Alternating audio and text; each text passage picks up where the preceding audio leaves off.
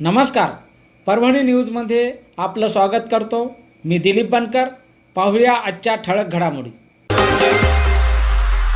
राष्ट्रवादी काँग्रेस पक्षाच्या वतीने अजितदादा पवार यांना भावपूर्ण श्रद्धांजली.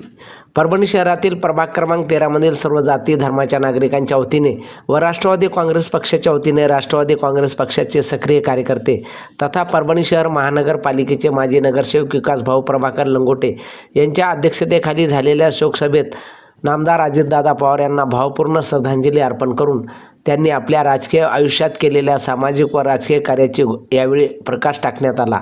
यावेळी झालेल्या शोकसभेत जिल्हा झोपडपट्टी संघर्ष समिती संस्थापक अध्यक्ष माजी नगरसेवक प्रभाकर लंगोटे, माजी नगरसेवक विकासभाऊ प्रभाकर लंगोटे, सामाजिक कार्यकर्ते प्रसाद हिरामण प्रधान, अजयराव गणेशराव पंडित, गोपाळ बाळासाहेब झाडे, बशीर खान, आमिर खान, बाळकृष्ण बायस ठाकूर, मोहम्मद शार्दुल मोहम्मद अन्सारी, मोहम्मद खयूम अन्सारी, सय्यद सरफराज उर्फ काळूबाई सय्यद, मेरा BS पवार, PR कसाब यांच्या इतर कार्यकर्त्यांनी अजितदादा पवार यांच्या कार्यावर प्रकाश टाकून असा खंबीर नेता होणे शक्य नसल्याचे नमूद केले.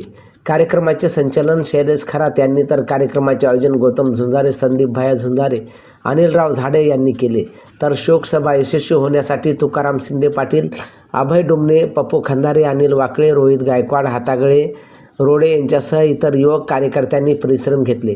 यावेळी सर्वांनी आमदार अजितदादा पवार यांना देशासाठी, राज्यासाठी सामाजिक बांधिलकी पत्करून जे कार्य केले त्या कार्यांचा अंगीकार करून भविष्यात कार्य करण्याची प्रतिज्ञा यावेळी घेण्यात आली.